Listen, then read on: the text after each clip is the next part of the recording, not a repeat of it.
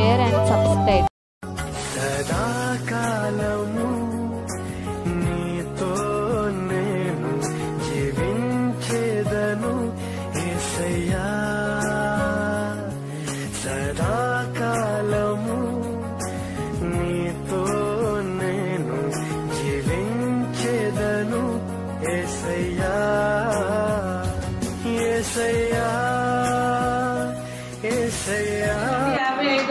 రోజు మా పెద్ద అత్తయ్య గారు ఎక్స్పైర్ అవ్వడం వల్ల వేరే ఊరు వెళ్ళాల్సి వచ్చింది. చాలా ట్రై చేస్తాను నేను 7ంటికల్లా రావాలని, కానీ కుదరలేదంటే ఒక్కరోజు మిస్ అయ్యాను. మిగతా 65 రోజులు కూడా నేను అటెండ్ అయ్యాను.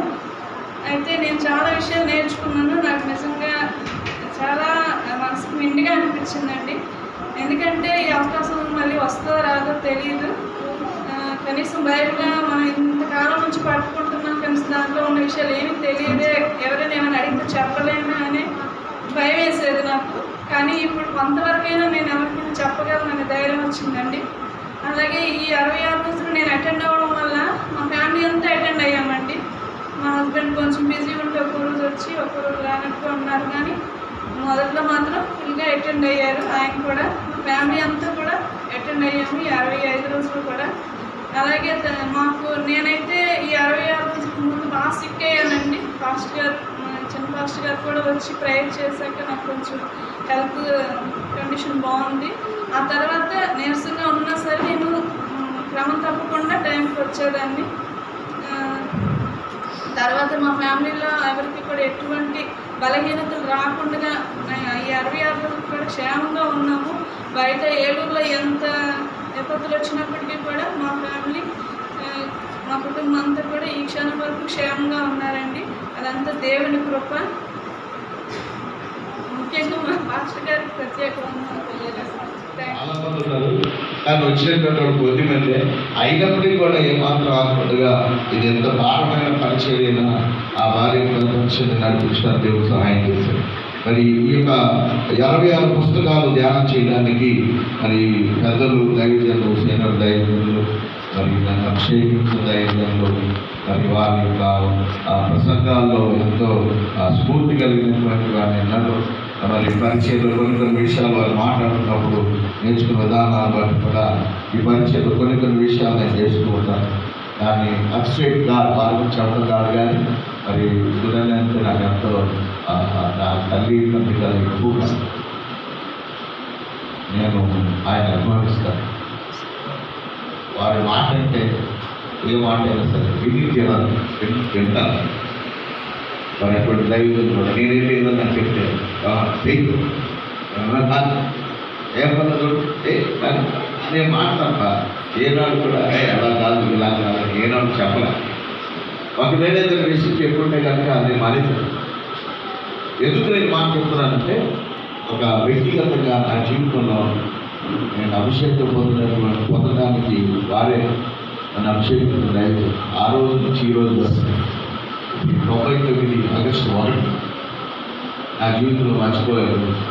ఆ రోజు నుంచి ఈ రోజు వరకు మరి ఈ పరిచయం ప్రారంభించడానికి కూడా, ఈ మందిరాన్ని ఏర్పాటు చేయడానికి కూడా మరి దైవజనుల దగ్గర ఉండి ప్రసిద్ధాంతి పాల్గొంటారు.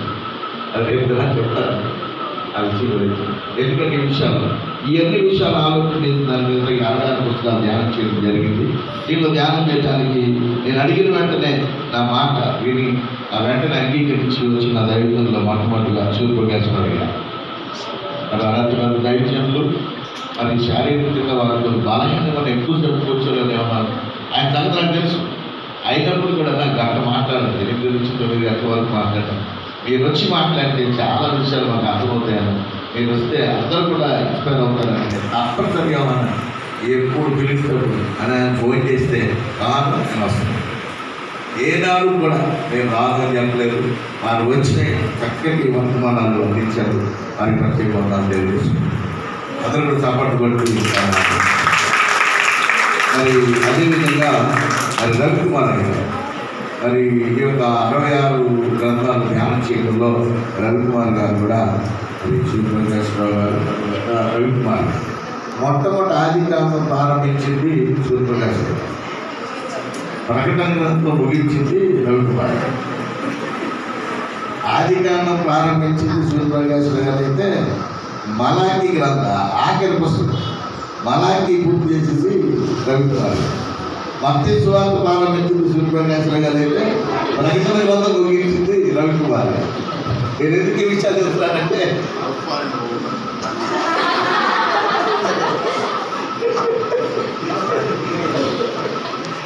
దేవునికి స్తోత్రం. హల్లెలూయా.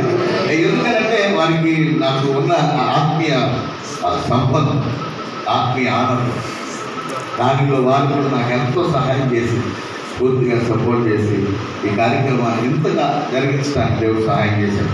ఒక్కొక్కసారి కొన్ని రోజులు అయితే చాలా తక్కువ ఉంది, అయినప్పటికీ కూడా ఒక్కరు వచ్చినా చెప్పండి. ఒకసారి ఒక మాస్టర్ గారు ఫోన్ చేసి అలా ప్రసంగం చేయాలంటే రండి గారు ఎంతమంది వస్తుందండి, మా వరకు 20 మంది 10 మంది వస్తారు. సరేనండి చాలా రాలే దేవానికి స్తోత్రం. ఎందుకంటే కొంతమంది అలాంటి ఉంటారు, కానీ ఇప్పుడున్నటువంటి దగ్గర ఎవరు కూడా అంటారు. సూర్యుడు అయితే అది ఊరు రాకపోతే కూర్చుని చెప్తా ఉంటాడు. ఆయన అటువంటి విధానంలో ఎదిగి బలపరిచినటువంటి దైవం. నేను ఎందుకు ఈ మాట చెప్తానంటే దేవుని యొక్క మాటలు చెప్పడానికి దేవుడు ఇచ్చిన సమయం. కాబట్టి 66 పుస్తకంలో రవికుమార్ గారు కూడా ఎంతగానో మరి చక్కని సహకారం అందించారు. వారికి కూడా సచేవ పొందాలి. నేను అందరూ చెప్పండి కొట్టి.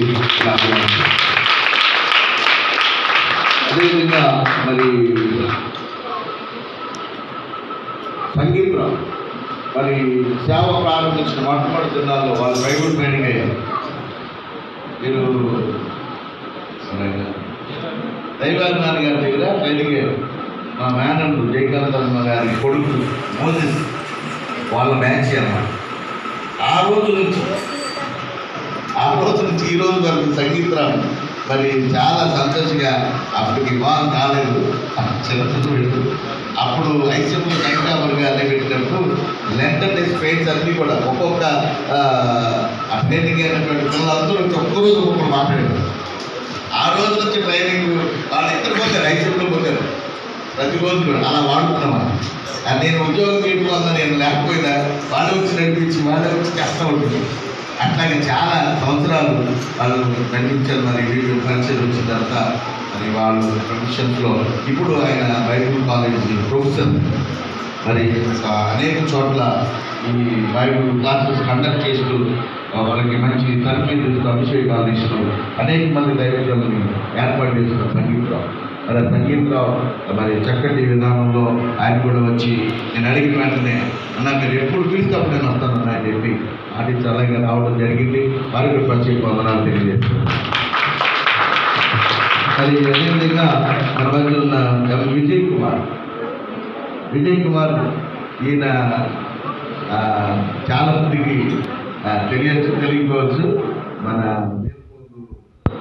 ఝాన్సీ అల్లుడు మరి ఆయన కూడా చక్కటి బ్యాచ్ మన్నాలో ట్రైనింగ్ అయ్యి ఆయన అనేక మందికి దగ్గర తరఫీలు ఇస్తున్నారు. భీమరాజు కాలేజీలు వాళ్ళ కాలేజీలు ఏర్పాటు చేశారు. అనేక మంది దైవజనులు తరఫీలు ఇస్తూ ఉన్నారు. మరి అటువంటి చక్కటి ఆలోచన కలిగినటువంటి దైవజనులుగా విజయ్ కుమార్ గారు నేను చెప్పాను ఇలా సంగతి యాక్చువల్ గారు మీరు ఎప్పుడు పిలిచినప్పుడు మీరు నాకు వాడుకుని నేను వస్తాను, నేను ఇంకా చెప్పాలని ఆశపడుతున్నానని చెప్పి ఆయన చాలా సార్లు ఆయన దేవుడో నుంచి చల్లు బండేసుకొని ఒక్కడే ఎవరు తోడుతుంటే లేదు ఎవరు రాలేదని ఒక్కడే వచ్చి నిజంగా అటువంటి పరిస్థితి చక్కటి విధాన సహకారం అందించిన విజయ్ కుమార్ గారి ప్రత్యేక వందనాలు. అదేవిధంగా చేసినటువంటి వాళ్ళు జోన్పుడి కాసు కుమార్ బాణల్ గారు ఆయన కూడా చక్కటి సహకారం అందించాడు. వారి కూడా ప్రత్యేక వందనాలు తెలియజేసుకుంటున్నారు. అదేవిధంగా తిమోతి గారు పెద్దపాడు ఆయన కూడా చాలా ఉజ్జీవంగా చక్కటి వర్తమానాలు అందించాడు. చాలా మాటలు ఆయన తెలియజేశారు. వారు మరి వేరే కార్యక్రమంలో రాలేకపోతున్నారని చెప్పడం జరిగింది. వారి కూడా ప్రత్యేక వందనాలు తెలియజేశారు. అదేవిధంగా సుదర్శన్ బాబు కూడా మరి ఇంతకుముందు కాలేజీలో పనిచేశాడు. ఇప్పుడైతే సంఘాల కాపరిగా పనిచేస్తూ ఉన్నాడు. వారికి వేరే కార్యక్రమాలు రాలేకపోయినారు. వారికి ప్రత్యేక వందనాలు తెలియజేస్తున్నారు. అదేవిధంగా మరి గౌరవిస్తున్నారు King of King Church pastor గారు మరి మనం పిలిచినప్పుడు చక్కగా వచ్చి వారు మనం అందించడం, చక్కటి పత్రికలు వాడపడడం, దేవుని కాశలోకి నడిపించుకోవడానికి. కాబట్టి ప్రతి ఒక్కరు కూడా చక్కటి సహకారం అందించినందుకు వారికి కూడా ప్రత్యేక వందనాలు తెలియజేస్తున్నారు. అదేవిధంగా సువర్ణ రాజు గారు ఇక్కడ డీటెయిల్లో ఉన్న ఆయన చర్చ్ ఆఫ్ క్రైస్ట్ కాలేజీలో ఆయన కూడా లెక్చరర్గా పనిచేస్తున్నారు. వారు కూడా నేను ఆహ్వానించినప్పుడు వారు కూడా వచ్చి వారి సహకారం అందించే వారికి వచ్చే వందనాలు తెలియజేస్తూ ఉన్నాను. ఇంకా ఆఖరిగా నేను కూడా మరి నేను ఎప్పుడూ కూడా బైబిల్ కాలేజీలో పనిచేయలేదు. కానీ దేవుడిచ్చినటువంటి కొద్ది బైబిల్ పుస్తకం చేయడం వల్ల అనంతరం మరి ఎక్కువగా బైబిల్ చదువుతున్నారు. ప్రతిరోజు నేను చెప్పాను కదా, ఉద్యోగం రిజైన్ చేసిన రోజు తెల్లవారి నుంచి ప్రతిరోజు ఉదయం 5 గంటలకు వచ్చి 6 గంటల వరకు మందిరంలో ప్రార్థన చేయడం నా యొక్క అనుదిన చర్య ప్రారంభం. బైబిల్ చదువుకుంటాను, ప్రార్థన చేసుకుంటాను. ఎవరైనా వస్తే చెప్తాను, ఎవరు రాకపోతే నేను ప్రార్థన చేసుకుని నేను చెప్తాను. అటువంటి దాని మీద నేను కొన్ని పుస్తకాలు మాట్లాడడానికి దేవుడు నాకు ఇచ్చిన సమయాన్ని బట్టి నేను ఎంతో సంతోషిస్తూ, దేవుడు ఈ సమయం ఈ యొక్క కాలంలో నాకు అనుగ్రహించినందుకు నేను ఎంతో సంతోషిస్తూ దేవుడికి మరి దేవుడికి దాన్ని బట్టి వచ్చే సంవత్సరం మరొక కార్యక్రమంలో ఈ బైబిల్ ధ్యానాల్లో మరొక ఉన్నతమైనటువంటి ఆలోచన ద్వారా ప్రార్థనకు ముందుకు వెళ్ళాలని ఆశపడుతున్నాం. ప్రార్థన చేయండి. వచ్చిన మీ అందరికీ కూడా హృదయపూర్వక వందనాలు తెలియజేస్తున్నాను. ఆఖరిగా రవికుమార్ గారు బాప్తిసాల గురించి ఓన్లీ 10 minutes చెప్తారు. తర్వాత సుధయ్య గారు ప్రార్థన ఆశలు వారి కొన్ని మాట చెప్పి ప్రార్థిస్తూ బ్లెస్సింగ్ చేసి మనం ఈ 66 days కోడికలు మనం ఊహించుకున్నాం.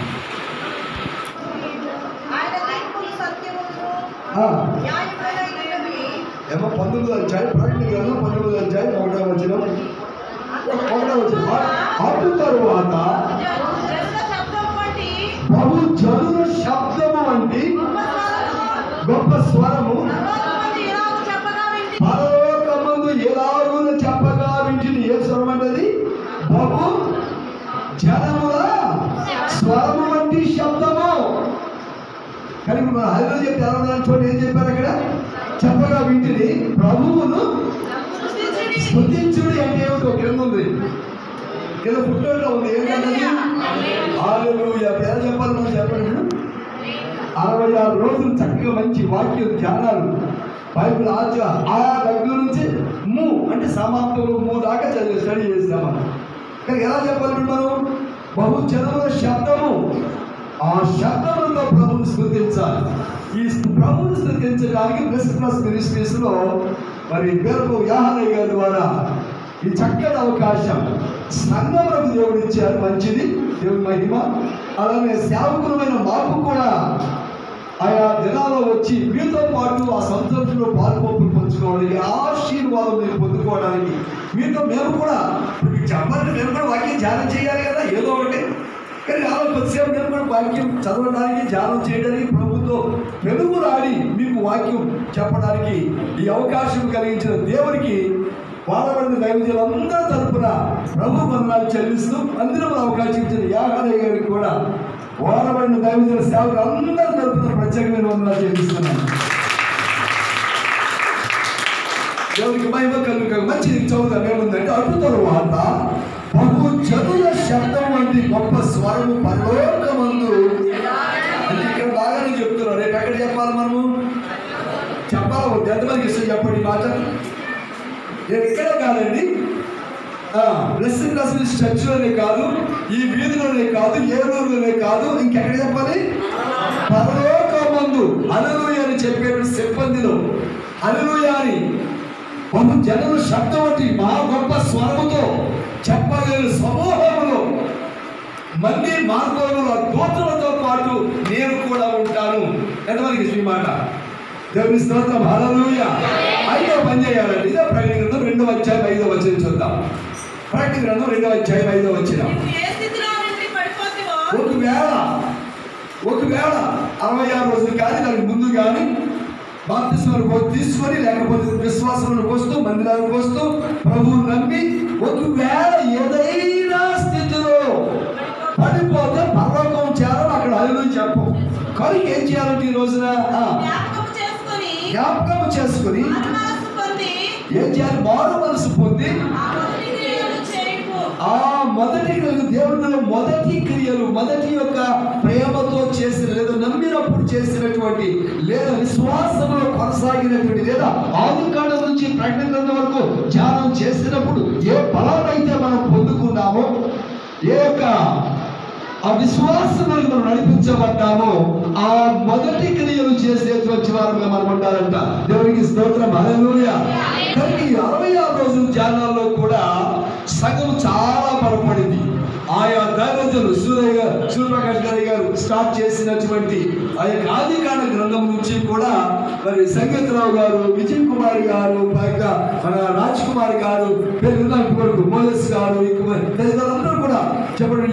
ఈ 66 రోజుల ధ్యానాల ద్వారా మనం పొందుకున్న విశ్వాసంలోంచి బయటికి రాకుండా ఏం చేయాలంటే ఆ మొదటి క్రియలు చేసి మారు మనసు పొందినటువంటి వారుగా మనం ఉండాలి. అయితే 4వ అధ్యాయంలో గమనిస్తే దాసుని ఎన్నుకొని అభిషేకించి ఆయనకి దర్శనం అనుగ్రహించి నీ గొర్రెల విషయమైన ఆలోచన, బిడ్డల విషయమైన ఆత్మల రక్షణార్థమైన హారం పెట్టి ప్రభువా ఆ బిడ్డను వాడుకుంటున్న రీతిని బట్టి స్థితులు కలిగిస్తున్నా. ఇంకా నువ్వు నీ కృప, నీ యొక్క కాపుదల, నీ యొక్క దయ బిడ్డ పైన ఉంచండి. బలంగా వాడుకోనండి. అంచెదినాలలో అనేక ఆత్మలను నీ తట్టు తిప్పగలిగిన గొప్ప సాధనంగా వాడుకున్నాను. ఇదిగో ఈ సంఘాన్ని ఆస్థానంగా చూస్తున్నా. బిడ్డలు 66 రోజులు ఎంతో శ్రద్ధగా వచ్చి నీ వర్తమానాలు వాక్యాన్ని ధ్యానించారు. ఆయన వాక్యాన్ని చదివితే ఆశీర్వదిస్తానన్నావు. ఇదిగో బిడ్డలను దీవించండి, వారి అవసరాలను మీరు తీర్చండి, వారిని కృపలో భద్రపరచండి. ఆయన ఇంకా జరగవలసి ఉన్న కార్యక్రమాలన్నీ కూడా నీ నామమైన మార్గమై బిడ్డలకు దీవెనకరంగా జరిగించండి. ఇదిగో ప్రభు నీ జన్మదిన వేడుకలు వస్తున్నారు. బిడ్డలు ఎంతో సంతోషంగా నేను ఆరాధించి నీ యొక్క జన్మదినాన్ని గురించిన వర్తమానములు విని రక్షణలో ప్రవేశించుతాను. బిడ్డలకు ప్రభు నడిపించాయి. నీవే మహిమ పొంది ప్రత్యేకించి ఈ సంఘమును, నీ దాసుని, ఆయన కుటుంబమును, ఇక్కడ ఉన్న ప్రతి బిడ్డను పేరు పేరు వస్తున్న ఆశీర్వదించున్నాను. ప్రభువును రక్షకుడైన యేసు నామమున తండ్రి. ఆమేన్.